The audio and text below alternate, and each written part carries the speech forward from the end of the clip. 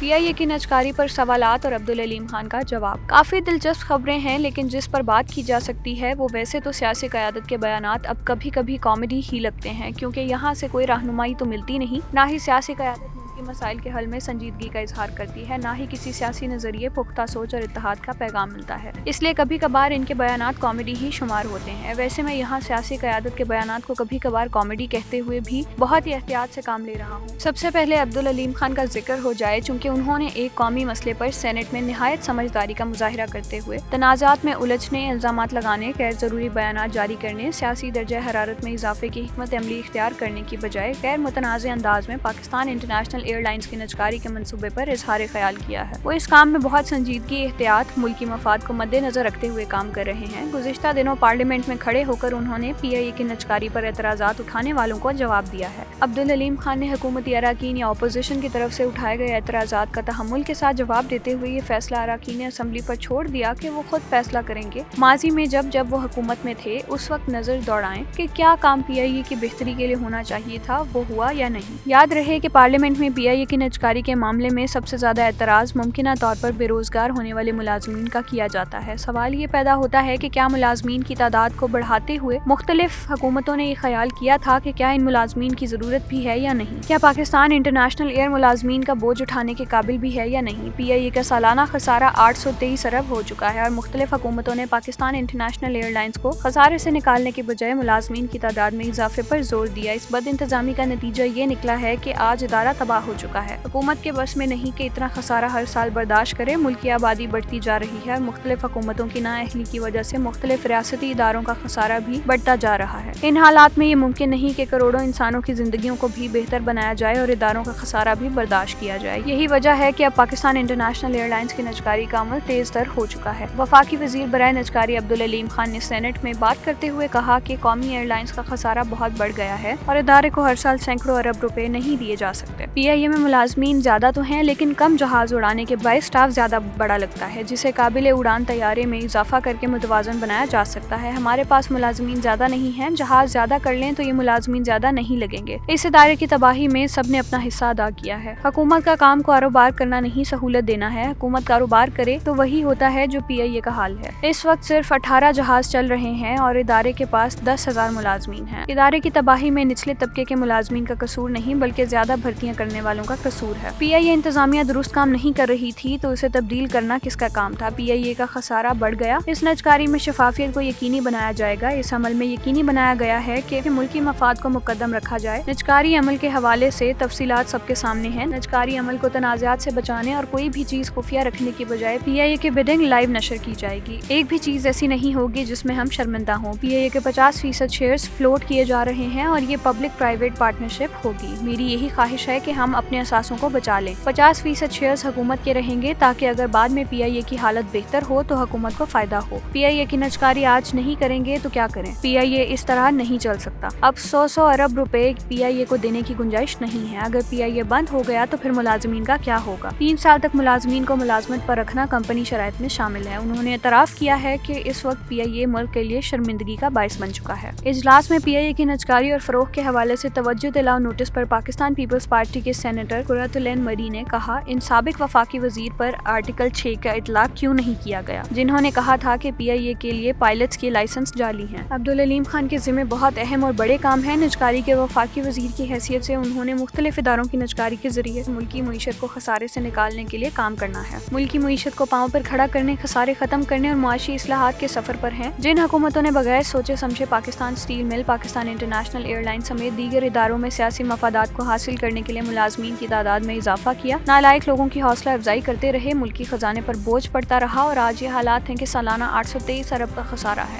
کیا آئی P Ps معاہدے کرنے والے، ملکی اداروں کو تباہ کرنے والے، سیاست بچانے کے لیے ملکی معیشت کو ڈبو دینے والے کے خلاف بھی کوئی کارروائی ہوگی؟ جہاں تک نجکاری کی موجودہ وفاقی وزیر کا تعلق ہے تو وہ قوم کی خدمت کے جذبے سے سرشار ہیں۔ ملکی معیشت پر اس بڑے بوجھ کا بہتر علاج عبدالعلیم خان کی طرف سے بہت بڑی قومی خدمت ہوگی۔ قوم کی بھی یہ ذمہ داری ہے کہ وہ نظام میں موجود ملک کو نقصان پہنچانے والے عناصر کا محاسبہ کریں۔